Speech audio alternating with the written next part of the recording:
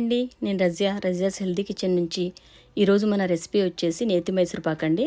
ఇది చాలా ఈజీగా సింపుల్గా మనం ఇంట్లోనే చేసుకోవచ్చండి. ఇది మనకి బయట స్వీట్ స్టాల్లో దొరికే మైసూర్పాక్ కన్నా ఇంట్లో చేసుకునేది చాలా హెల్తీగా, చాలా హైజీనిక్గా, చాలా టేస్టీగా, చాలా బాగుంటుందండి. ఇది నోట్లో వేసుకుంటే కరిగిపోయేలాగా చాలా సాఫ్ట్గా చాలా బాగుంటుంది. దీన్ని మనం సింపుల్గా ఇంట్లోనే ఈరోజు ఎలా తయారు చేయాలో చూద్దామండి. దీని తయారీ కోసం మనకి ముందుగా 1 కేజీ శనగపిండి, 2 కేజీలు షుగర్ తీసుకున్నానండి. ఒక 20 యాలక్కాయలు తీసుకున్నాను. దీనికోసం 1 కేజీ నెయ్యి అండి. ఇది మనం ఇంట్లో చేసిన నెయ్యి అండి. ఇది చాలా సింపుల్గా మన ఇంట్లో కూడా ఈ విధంగా నెయ్యి చేసుకోవచ్చు. సో ఇప్పుడు మనం ముందుగా పిండి తీసుకొని ఈ పిండిని ఈ విధంగా జల్లించుకుందామండి. ఇదంతా కూడా ఇందులో వేస్ట్ ఏమన్నా ఉంటే పోయేలాగా మొత్తం పిండి అంతా కూడా జల్లించుకుందాం. ముందుగా ఈ పిండి అంతా ఇలా జల్లించిన తర్వాత ఇప్పుడు స్టవ్ పై కడాయి పెట్టి ఇందులోకి 1 స్పూన్ నెయ్యి వేసుకుందామండి. ఈ విధంగా 1 స్పూన్ నెయ్యి వేసుకొని ఇందులోకి శనగపిండి అంతా కూడా వేసి లైట్గా రోస్ట్ చేసుకుందాము. జస్ట్ కొంచెం లైట్గా కలర్ చేంజ్ అయ్యేలాగా రోస్ట్ చేసుకుందామండి. ఇది ఇలా రోస్ట్ చేస్తున్నప్పుడుగా మంచిగా స్మెల్ వస్తూ ఉంటుంది. ఇప్పుడు స్టవ్ ఆఫ్ చేసుకుందామండి. తర్వాత ఇందులోకి 1 కడాయి పెట్టి ఈ నెయ్యి అంతా కూడా ఒకసారి కరగబెట్టుకొని పక్కన పెట్టుకుందామండి. ఇది నేను ఫ్రిడ్జ్లో పెట్టేశానండి నెయ్యి, అందుకే కొంచెం గట్టిగా ఉంది. ఇలా మొత్తం అంతా కూడా మెల్ట్ చేసుకొని పక్కన పెట్టుకుందాము. ఈ నెయ్యి ఎలా తయారు చేయాలో కూడా నేను నెక్స్ట్ వీడియోలో మీకు డీటెయిల్డ్గా చూపిస్తానండి. ఇంట్లోనే మనం చాలా ఈజీగా చేసుకోవచ్చండి. ఈ నెయ్యిని చాలా బాగుంటుంది. సో ఈ విధంగా మొత్తం అంతా కరగబెట్టుకొని పక్కన పెట్టుకుందాము. ఇప్పుడు ఇందాక రోస్ట్ చేసిన ఈ పిండిని మళ్ళీ ఒకసారి జల్లించుకుందామండి. ముందుసారి జల్లించింది అందులో వేస్ట్ ఏమన్నా ఉందేమో చూడడానికి ముందు జల్లించామండి. ఇప్పుడు రోస్ట్ చేసిన తర్వాత అందులో కొంచెం ఉండలు కట్టేస్తుంది కదండి. ఇది పాకంలో కలిపేటప్పుడు ఈ ఉండలు అడ్డొచ్చేస్తాయి. సో దాన్ని మొత్తం అంతా కూడా ఒకసారి మళ్ళీ జల్లించుకుందాము. ఇప్పుడు అలాగే 20 యాలక్కాయలు తీసుకొని పైన తొక్కులన్నీ తీసేద్దామండి. తీసి దీంట్లో కొంచెం షుగర్ వేసి ఈ విధంగా మిక్సీ పట్టి పక్కన పెట్టుకుందామండి. ఇప్పుడు స్టవ్ పై కడాయి పెట్టి అందులో 1 గ్లాస్ వాటర్ వేసుకుందాము. అందులో ఇప్పుడు మనం 2 కేజీ షుగర్ వేసి ఇప్పుడు పాకం పట్టుకుంటున్నామండి. ఈ 2 కేజీ షుగర్ కూడా ఇందులో వేసేద్దామండి. ఈ షుగర్ అంతా ములిగేలాగా వాటర్ పోసుకోవాలండి మనం. ఇప్పుడు దీంట్లోకి ఇంకో గ్లాస్ వాటర్ పోసుకుందాము. నాకు ఇలా 1/2 కిలో గ్లాస్తో నాకు 2 గ్లాసులు వాటర్ పట్టిందండి. సో ఇప్పుడు మనం 1 పళ్ళుని తీసుకొని దానికి కొంచెం నెయ్యి పోసి మొత్తం అంతా ఇలా అప్లై చేసుకొని పక్కన పెట్టుకుందామండి. మొత్తం అంతా కూడా ఇలా అప్లై చేసి పక్కన పెట్టుకుందాము. ఇప్పుడు మన పాకం కూడా షుగర్ అంతా కూడా మెల్ట్ అయిపోయిందండి. సో ఈ విధంగా మొత్తం అంతా షుగర్ మెల్ట్ అయిపోయింది. ఇప్పుడు ఇందులోకి మనం ఇలాచీ పౌడర్ ఇందాక కొట్టుకున్న ఇలాచీ పౌడర్ మొత్తం అంతా కూడా ఇందులోకి వేసేసి బాగా కలుపుకుందామండి. ఇప్పుడు మన షుగర్ కూడా మొత్తం పాకానికి రెడీ అయిపోయిందండి. అది కొంచెం అలా తీగలా వస్తున్నట్టుగా వస్తే సరిపోతుందండి. తీగ పాకం గట్టి పాకం రావాల్సిన అవసరం లేదు. ఇది మొత్తం ఇలా సాగుతున్నట్టు వస్తే సరిపోతుంది. మొత్తం ఈ శనగపిండి అంతా కూడా ఇందులోకి వేసి మొత్తం అంతా బాగా కలుపుకుందామండి. ఇక్కడ మెయిన్ స్టెప్ ఇక్కడే ఉంటుందండి. కొంచెం ఇదంతా కూడా బాగా మొత్తం కూడా సిమ్లో పెట్టుకుంటూ చాలా కేర్ఫుల్గా దగ్గరుండి దీన్ని నెమ్మదిగా మొత్తం అంతా కూడా కలుపుకుంటూ ఉండాలండి. ఈ విధంగా పక్కన మనం నెయ్యి అంతా బాగా మరగపెట్టుకుని ఈ విధంగా గరిటెతో మొత్తం అంతా దీనిపైన కొంచెం కొంచెంగా వేసుకుంటూ ఈ పాకంలో కలుపుకుందామండి.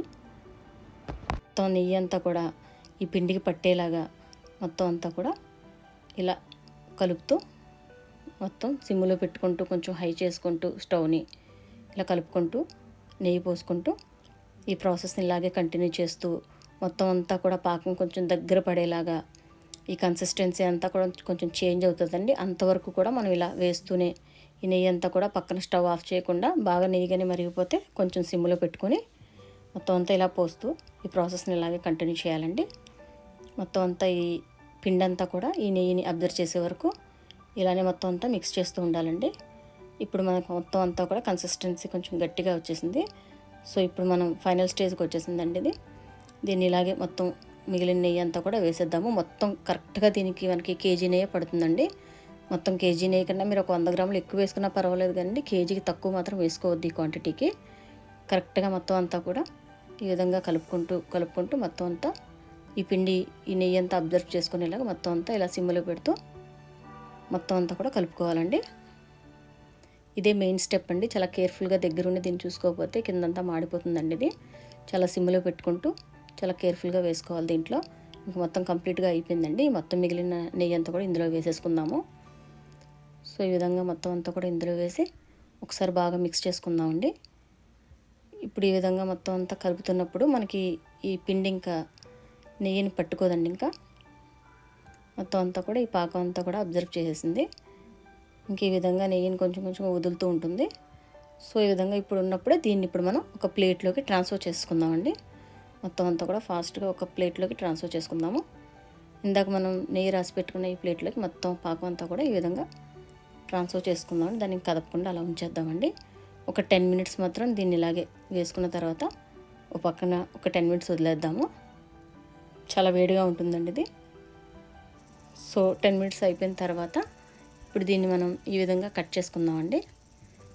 ఈ 10 మినిట్స్ తర్వాత కొంచెం గట్టి పడుతుంది అది. ఆ 10 మినిట్స్ తర్వాతే దీన్ని కొంచెం మనం ఈ విధంగా కట్స్ పెట్టేసుకుందామండి. మొత్తం అన్నీ కూడా ఈ విధంగా కట్ చేసుకొని ఇంకొక 15 మినిట్స్ ఇది బాగా చల్లారే వరకు కూడా దీన్ని పక్కన పెట్టేసుకుందాము. ఇవన్నీ కూడా మనకు కావాల్సిన షేప్లో కట్ చేసుకుందామండి.